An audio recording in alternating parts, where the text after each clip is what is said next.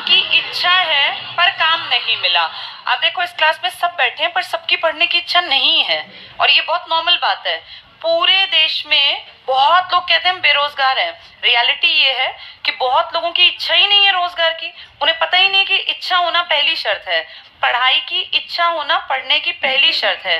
जो अभी भी बातचीत करते रहते हैं तो वो सोचो कि वो ऐसा नहीं कि उनको पढ़ाई नहीं आएगी, उनकी इच्छा ही नहीं है। यही बेरोजगारी का पैरामीटर है। कुछ लोग सोचते हैं कि जो पढ़ लिख गया वो बेरोजगार, ऐसा नहीं है।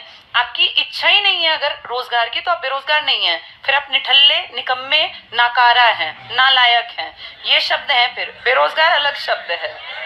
देखो अब सुन लो, वो स्थिति जिसमें कोई व्यक्ति काम करना चाहता है, भाई कोई पढ़ना चाहता है और उसको पढ़ाई का माहौल नहीं मिला।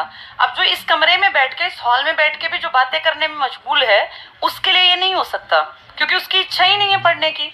ऐसे ही काम की होती है। बहुत ज्यादा काम है भारत में। तुम एक चीज सोचो, इतनी बड़ी आबादी है, कितने लोग रहते हैं, इन सबको कितनी सेवाएं चाहिए। सेवाएं लगातार बढ़ रही हैं, घट रही हैं। जब तुम अच्छा डॉक्टर खोजने निकलते हो तो बहुत अच्छे डॉक्टर्स हैं क्या हमारी जानकारी में? नहीं। ना बहुत अच्छे डॉक्टर, ना बहुत अच्छे इंजीनियर, ना बहुत अच्छे इलेक्ट्रीशियन, ना बहुत अच्छे प्लम्बर। आपके देश में कुछ भी अच्छा नहीं है। इसका मतलब स्कोप कितना ज्यादा है। अगर आप में काबिलियत है तो स्कोप बहुत ज्यादा है। इस बात को समझो, इसको रटने की चीज नहीं है ये। इंडिया में इतना ज्यादा बड़ा मार्केट है कि यहाँ कोई भी पैसा कमा सकता है, क्योंकि इतनी बड़ी आबादी की जरूरतें भी तो बड़ी होंगी ना। यहाँ अगर कोई अच्छा प्लम्बर है तो वो बहुत पैसा कमा सकता है, पर दिक्कत ये है आप कितने भी अच्छे प्लम्बर को लाइए, उसको काम अच्छा करना नहीं आता। आप बिजली वाले को लाइए, उसको काम अच्छा नहीं आता। और फिर ये लोग क्या कहते हैं कि भाई हमें रोजगार नहीं मिलता। रियलिटी ये है, इंडिया में किताबी ज्ञान तो सबको बांट डाला, ITI करा दी और BTech करा दी और ये इतने डिप्लोमा, पॉलिटेक्निक करा दी, लेकिन रियलिटी में नॉलेज किसी को नहीं है। और इसीलिए भारत में बेरोजगारी नहीं है।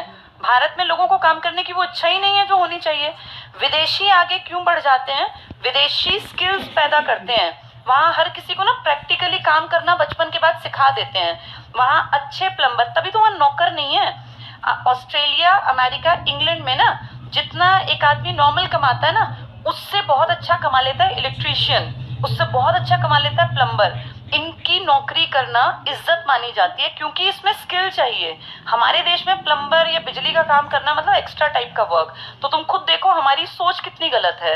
ये यही बता रहे हैं कि जो काम तो करना चाहता है और उसमें देखो काम करने की क्या चाहिए, अच्छा कमा लेता है प्लम्बर। इनकी नौकरी करना इज्जत मानी जाती है क्योंकि इसमें स्किल चाहिए। हमारे देश में प्लम्बर या बिजली का काम करना मतलब एक्स्ट्रा टाइप का वर्क। तो तुम खुद देखो हमारी सोच कितनी गलत है।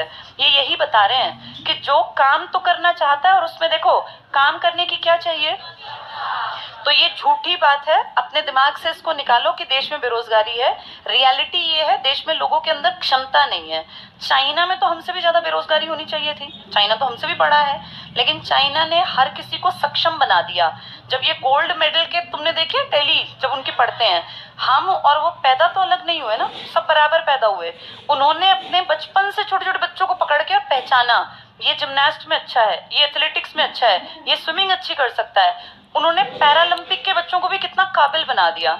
ये देखो हमारे देश में तो ध्यान ही नहीं देते, तब जाके इतने लोग बेचारे गिरते पड़ते गरीबी से उठ के कैसे कमाई कर करके अपनी और अपना डाइट का ध्यान रख पाते हैं और तब वहां पहुंचते हैं। उनके देश में ये फ्री ऑफ कॉस्ट है सब कुछ, यानी उनके देश में लोगों को क्या बना दिया जाता है, क्षमतावान।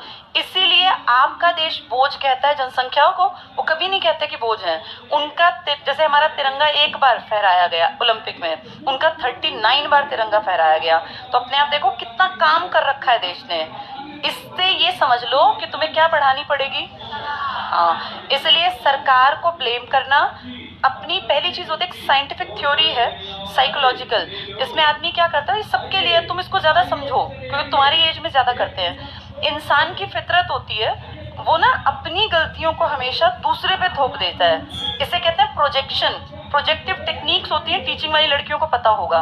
प्रोजेक्टिव टेक्निक्स में सबसे पहला बढ़िया तरीका पता है क्या होता है? पेपर बाहर से आया था, सबसे आसान है, माना बाहर से आया था, लेकिन उसमें भी तो लोग तो उसको भी अटेम्प्ट अच्छा करके आए। पहला तरीका है हमेशा अपनी गलती को दूसरे के सिर पे डाल देना। सब ऐसा करते हैं 10वीं 12वीं में भी, या तो पेरेंट्स की गलती होती है, उन्होंने अच्छा स्कूल नहीं दिलवाया, ट्यूशन नहीं दिलवाया या टीचर्स ने अच्छा नहीं पढ़ाया, कभी ये सुना है कि मैंने अच्छा नहीं पढ़ा? ऐसा जो मान लेगा ना, उसके विकास का रास्ता स्टार्ट। परसेंट लोग इंडिया में ये कहते हैं कि पेपर खराब था या पेपर बाहर से आ गया, पेपर बहुत टफ आ गया। जिस दिन तुम्हें ये बुद्धि पनप गई ना कि कुछ भी हुआ लेकिन गलती मेरी थी, मुझे और बेहतर करना है अपने आप को, उस दिन तुम्हारे अंदर अपने आप क्षमता पैदा हो जाएगी। और ये क्षमता पैदा करनी पड़ती है, नहीं तो थोपते रहो दूसरों पे। फाइनली इंडिया बेरोजगारों की लंबी लाइन से क्यों भर गया? क्योंकि लोगों ने क्या नहीं पैदा की अपने अंदर? क्षमता। काम की कमी नहीं है लेकिन कैलिबर नहीं है, और फिर भी उसे काम ना मिले तो उसे क्या कहेंगे? बेरोजगार। क्षमता पैदा करना पहली शर्त। प्रछन्न क्या होती है? छिपी बेरोजगारी। जैसी कहाँ है